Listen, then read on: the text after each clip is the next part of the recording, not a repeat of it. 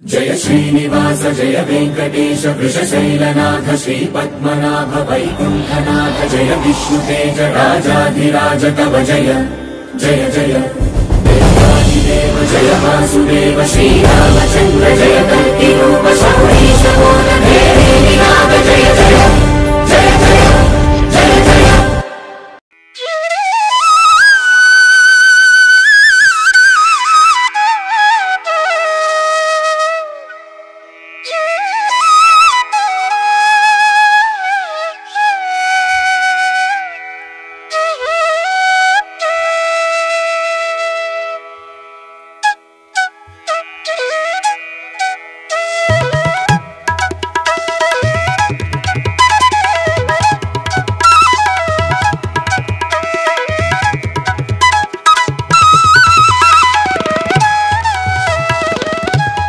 అందరికీ నమస్కారం అండి, నేను మీ హాసిఫ్. ఫ్రెండ్స్, ఈరోజు మనం హైదరాబాద్లో ఉన్నటువంటి ప్రముఖ దేవాలయాల్లో ఒకటైనటువంటి శ్రీ పూరి జగన్నాథ స్వామి వారి దేవాలయాన్ని సందర్శిద్దాం. ఈ వీడియోలో ఈ దేవాలయం హైదరాబాద్లో ఎక్కడ ఉంటుంది, ఎలా చేరుకోవాలి, ఈ ఇన్ఫర్మేషన్ మొత్తం మీకు వీడియోలో చెప్తాను. So welcome back to our channel, have a look.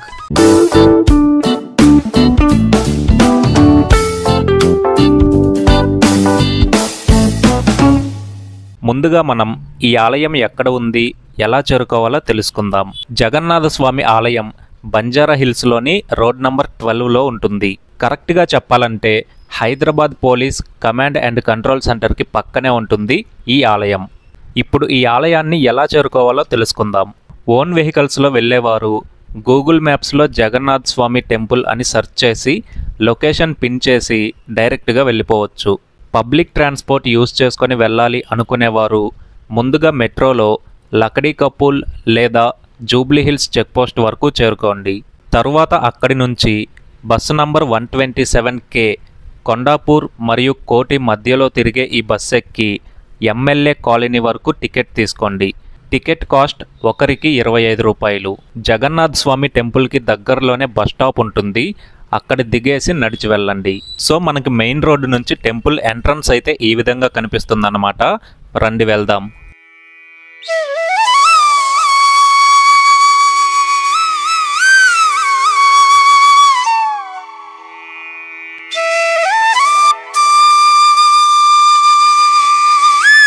ఈ ఆలయానికి మొత్తం 3 ఎంట్రన్స్లు ఉన్నాయి. ప్రస్తుతం మనం వెస్ట్ గేట్ దగ్గర ఉన్నాం, కానీ ఈ ఆలయానికి ప్రధాన ముఖద్వారం మాత్రం సౌత్ గేట్. అక్కడ ఒక బోర్డు కనిపిస్తుంది కదా, వే టు టెంపుల్ అని. అలా వెళితే మనం సౌత్ గేట్ని చేరుకోవచ్చు. అక్కడికి వెళ్ళే ముందు ఒకసారి ఈ వెస్ట్ గేట్ దగ్గర ఏమేమి ఉన్నాయో చూద్దాం రండి.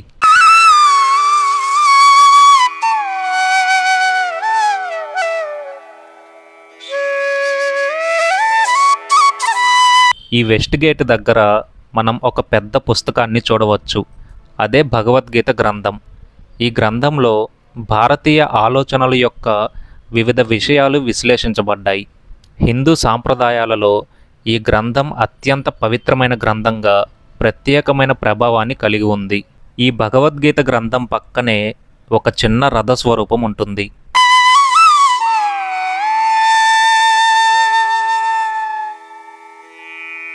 ఈ రథంలో చిట్టి జగన్నాథుడు, చెల్లెలు సుభద్ర మరియు అన్నయ్య బలరాముడితో పాటు కూర్చొని ఉన్నారు. చూడ్డానికి ముగ్గురు భలే క్యూట్గా ఉన్నారు కదా.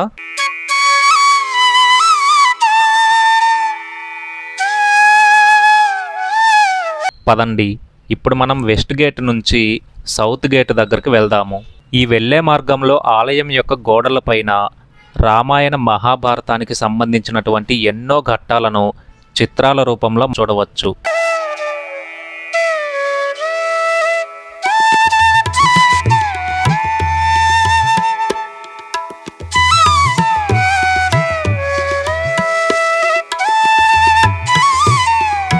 ఈ వెళ్ళే మార్గంలోనే చెప్పుల స్టాండ్ కూడా ఉంటుంది. వీళ్ళు ఒక్క జతకి 5 రూపాయలు చార్జ్ చేస్తున్నారు.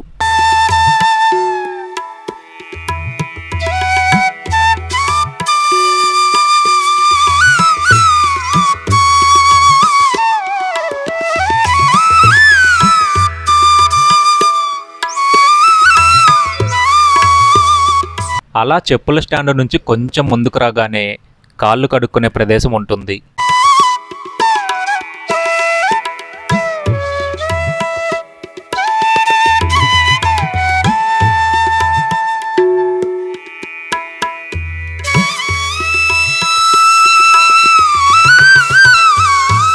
ఇదే ఆలయం యొక్క ప్రధాన ముఖద్వారం.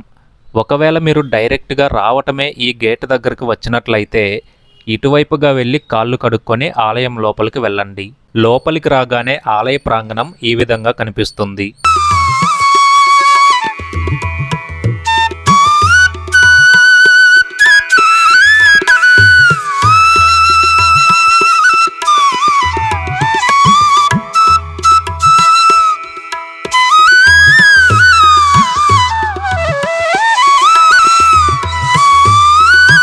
ఈ దేవాలయంలో జగన్నాథ స్వామివారి ఆలయంతో పాటు మరికొన్ని ఉపాలయాలు కూడా ఉన్నాయి. రండి ఒక్కొక్కటిగా దర్శించుకుందాం.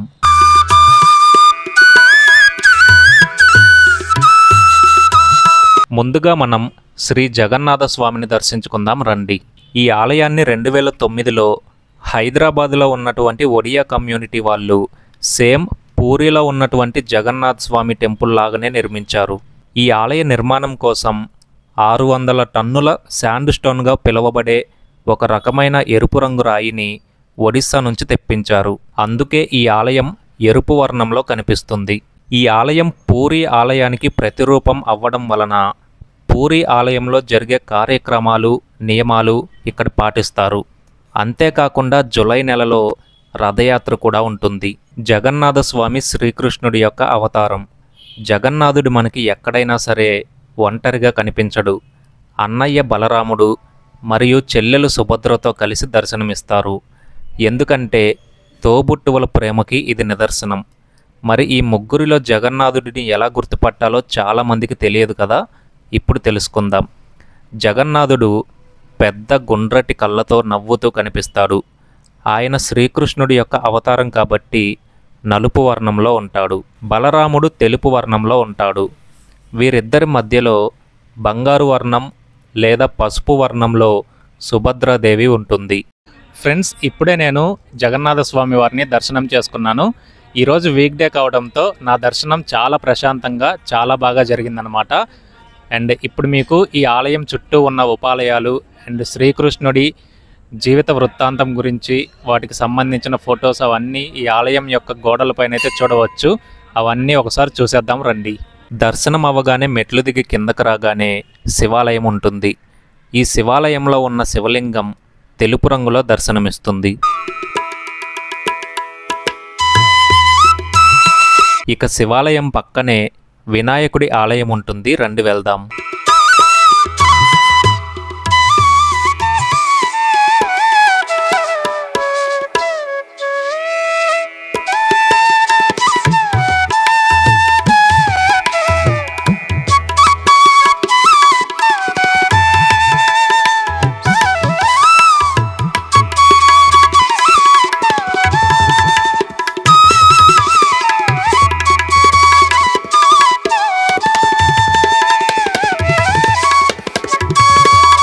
ఇప్పుడు ఈ టెంపుల్ యొక్క ఆర్కిటెక్చర్ గురించి మాట్లాడుకున్నట్లయితే, ఇందాక చెప్పినట్లుగా శాండ్ స్టోన్ అనే రాయితో 60 రకాల కార్వింగ్స్తో ఈ ఆలయాన్ని ఎంతో సుందరంగా నిర్మించారు. టెంపుల్ మొత్తం చాలా చిన్న చిన్న డీటెయిలింగ్స్తో చాలా బ్యూటిఫుల్గా ఉంటుంది.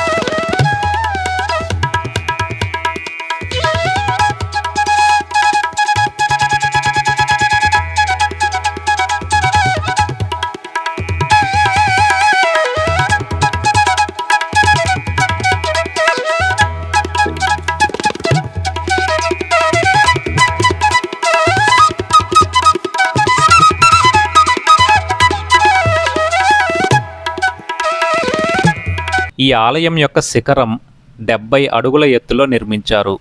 రండి, ఆలయం చుట్టూ ఉన్నటువంటి మిగిలిన ఉపాలయాలను చూద్దాం. జగన్నాథ స్వామి దేవాలయానికి వెనుక కుడివైపున విమలాదేవి ఆలయం ఉంటుంది.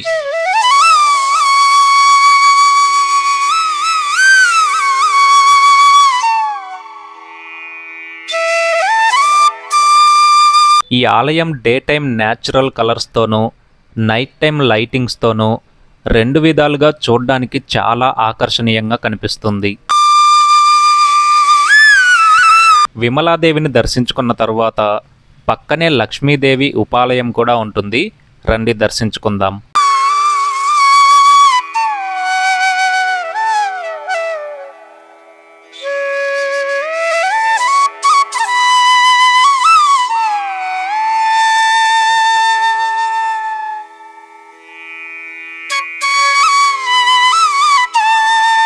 లక్ష్మీదేవి ఉపాలయానికి ఎదురుగ్గా నవగ్రహ మండపం ఉంటుంది. సాధారణంగా ప్రతి ఆలయంలోనూ నవగ్రహ ప్రతిష్ఠ మనం చూస్తూనే ఉంటాం. ఈ నవగ్రహాలకి ప్రదక్షిణ చేయటం వల్ల చాలా మంచిదని శాస్త్రాలలో తెలిపారు.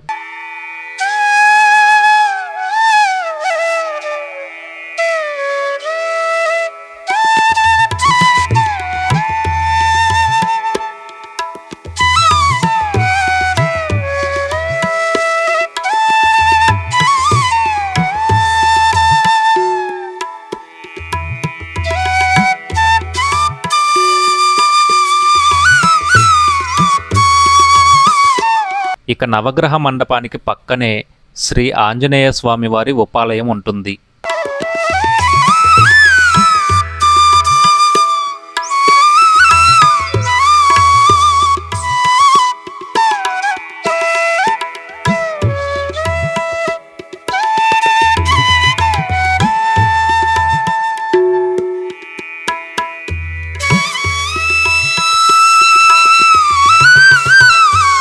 ఫ్రెండ్స్, ఇంతటితో మన జగన్నాథ స్వామి టెంపుల్ సందర్శన ముగిసింది. జగన్నాథ స్వామి టెంపుల్ నుంచి కేవలం 1 కిలోమీటర్ దూరంలోనే హైదరాబాద్ మినీ టీటీడీ టెంపుల్ ఉంటుంది. మీకు ఇంట్రెస్ట్ ఉంటే వెళ్ళి దర్శించుకోండి. సేమ్ తిరుమలలో స్వామివారిని దర్శించుకున్న అనుభూతి కలుగుతుంది. చాలా బాగుంటుంది.